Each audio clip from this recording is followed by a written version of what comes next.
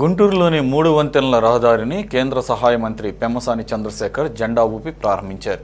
ఈ కార్యక్రమానికి ఎమ్మెల్యేలు నజీర్, గల్లా మాధవి, కూటమి నేతలు, అధికారులు హాజరయ్యారు.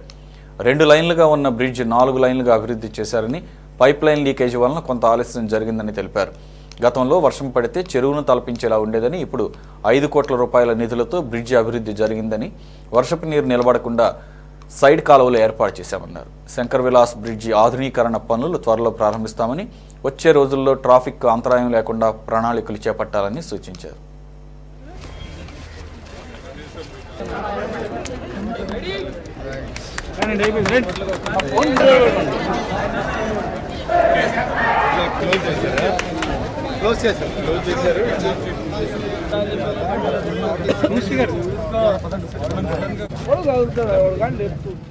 ముఖ్యంగా ఈ 3 వంతెనల ఉద్దేశం ఏంటంటే, ఇంతకుముందు గుంటూరులో 2 లేన్లే ఉండే రైల్వే లైన్లు, వీటిని 4 లేన్లు చేయబోతా ఉన్నారు.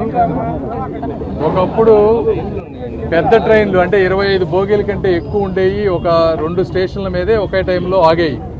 దాంతో ట్రైన్లు టైమింగు డిలే అవటము, నంబర్ ఆఫ్ ట్రైన్స్ ఇక్కడ లేనటువంటి పరిస్థితి. ఇప్పుడు ఈ 3 వంతెనలు బ్రిడ్జ్ చేయడం వల్ల మనకు ప్లాట్ఫామ్ పెరుగుతుంది. పెరగడంతో 4 లేన్లు వస్తాయి.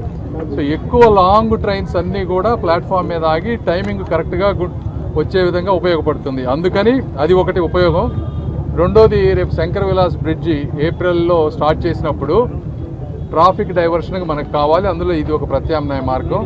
కాబట్టి దీన్ని కూడా దృష్టిలో పెట్టుకొని సాధ్యమైనంత ఫాస్ట్గా చేయాలని నిర్ణయించాం. అయితే అనుకున్న దానికంటే 1 నెల లేట్ అయింది. ఎందుకంటే ఎప్పుడో 60 సంవత్సరాల క్రితం వేసినటువంటి పైప్ లైను తెలియకపోవడం వల్ల అది బ్రేక్ అయ్యి కొద్దిగా లేట్ అయింది. బట్ ఏదేమైనప్పటికీ చాలా నీట్గా చేశారు, సుందరంగా చేశారు. ఇక్కడికి వచ్చే రోడ్డు 60 ఫీట్ ఉన్నటువంటి రోడ్డు మాస్టర్ ప్లాన్లో, ఇక్కడికి వచ్చే వచ్చేటప్పటికి 50 ఫీట్కి వచ్చింది. మధ్యలో చర్చిలు ఇవి ఉండటం వల్ల ఇంకా తగ్గిపోయింది. ఇవి మనం గుంటూరు పట్టణంలో ఈ ప్రాంతం అనే కాదు, అన్ని ప్రాంతాల్లో కూడా దేవాలయాలు కానీ, మాస్కులు కానీ, చర్చిలు కానీ, ఇవి కాకుండా విగ్రహాలు, వీటన్నిటితోటి రోడ్లన్నీ కూడా బాగా కంజెస్ట్ అయిపోతూ ఉన్నాయి. ఇవి ఒకప్పుడు మనం సైకిళ్ళు, బైకులు ఉండేది, ఈ రోజున ఇంటికి ఒక కారు. అదేవిధంగా రేపు క్యాపిటల్ ఇవన్నీ డెవలప్ అయినప్పుడు ఈ రోడ్లన్నీ కూడా ఇబ్బంది అయ్యేటువంటి పరిస్థితి. ప్రజలందరినీ నేను అన్ని మతాల వారిని కోరుకునేది ఏంటంటే, మనందరం ఒకసారి ఒక తాటిపైకి వచ్చి ట్రాఫిక్ బాధలు ఇదే విధంగా ఇంకొక 50-100 సంవత్సరాలు ఇబ్బందులు పడదామా, లేకపోతే అందరం సమిష్టిగా కూర్చొని ప్రత్యామ్నాయ మార్గాలు చూసుకొని వీటిని ఏదన్నా అడ్జస్ట్ చేద్దామా అనేది కూడా అందరూ కూడా ఆలోచించాల్సిన విషయం. ఒక చర్చ తీసుకొస్తాం.